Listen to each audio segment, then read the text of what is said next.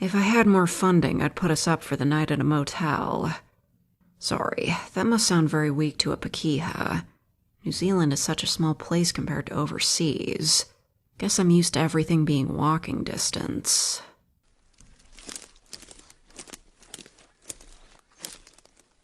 The lake is beautiful, right? It's one of the famous NZ draws, Mighty Tititia, overlooking the cradle of knowledge. Nah, I know it's a bit contentious, but I was always told it was called Wanaka because it is a place of learning. Or rather, arguing. Though united, a lot of Iwi factions argue over the actual historical ownership of this lake. Super confusing. Wanaka can mean knowledge or learning. Remember when I disappeared for a few weeks on Wanunga? That's just the northern dialect for Wanaka. I was doing education work up north. We should probably hit up a supermarket, get our groceries and supplies before we head to Makaroa.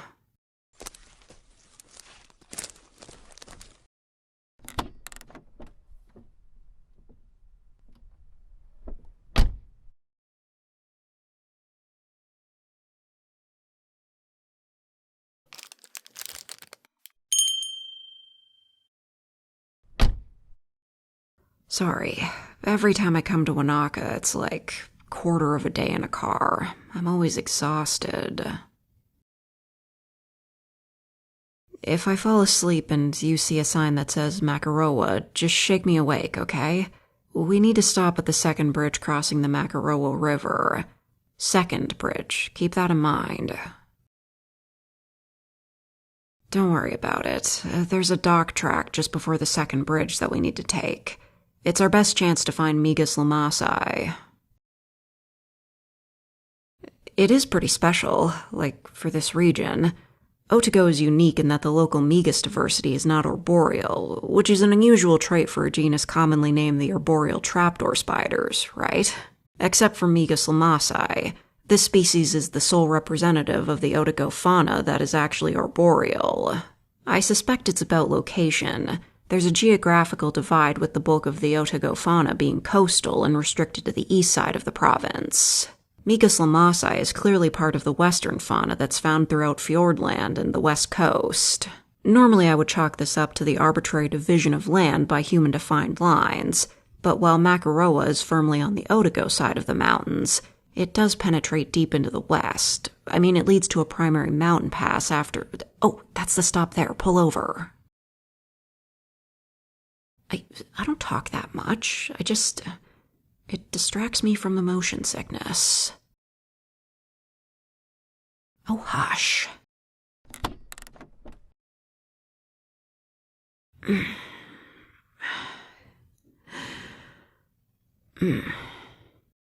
Beech forest. Such a paradox for spiders. Well, beech forest doesn't have particularly dense understory, so you wouldn't exactly expect a lot of spiders to be present. There's a positive correlation between vegetation structural complexity and spider density and abundance.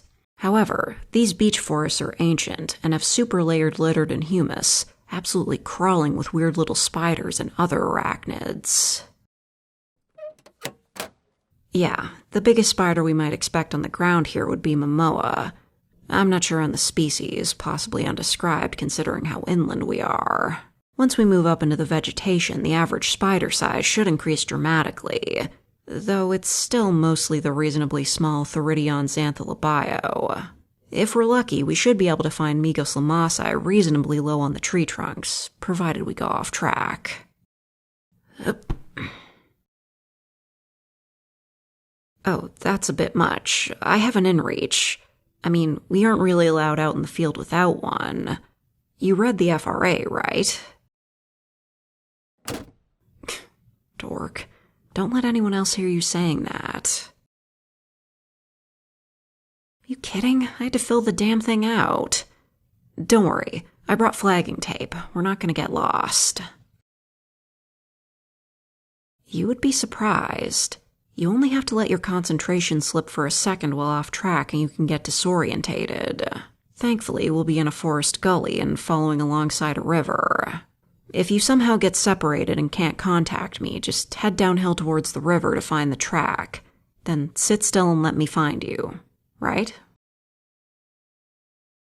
Because A, good forest safety is to not wander around and get more lost, and B, because I know you'll get all flustered and panicked. Don't worry, I'll come to save you, sweep you up and all that. You are too easy, mate. Seriously though, if you get lost, downhill to the gully, find the river. The track follows the river, but once you're safe, just sit still and I'll come to you. Getting separated and lost can be stressful. You don't want to be tired, confused, and stressed while alone in the forest, even on a track. Good fortune. It's pretty dry. I'm gonna take some litter samples while we're here. If you could be a doll and handle the plastic baggies, they're in the back pocket of my bag. Cheers, mate. I think we'll head off track here.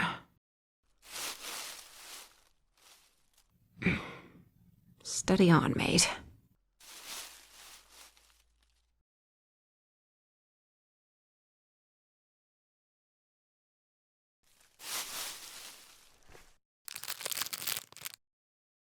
Oh, stop. I'm not upset. You can't expect to always find a specific spider.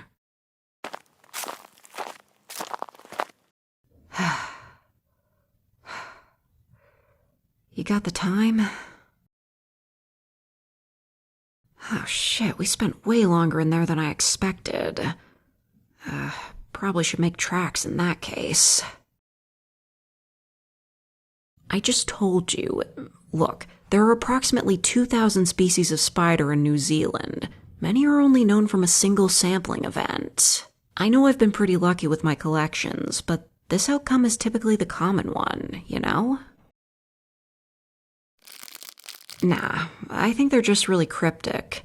Megas tend to cover the silken tube web with moss and dirt, makes it super difficult to find.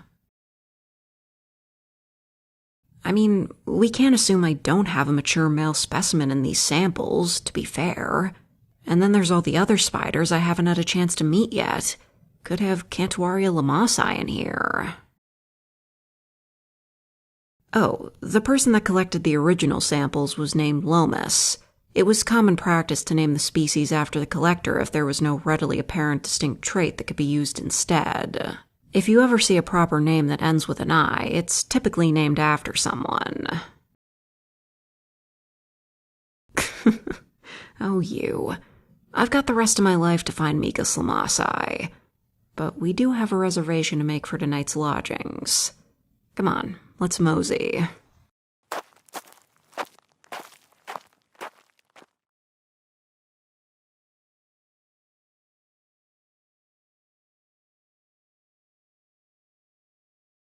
I've never gotten lost in the woods, but I did get lost at a mall in Las Vegas.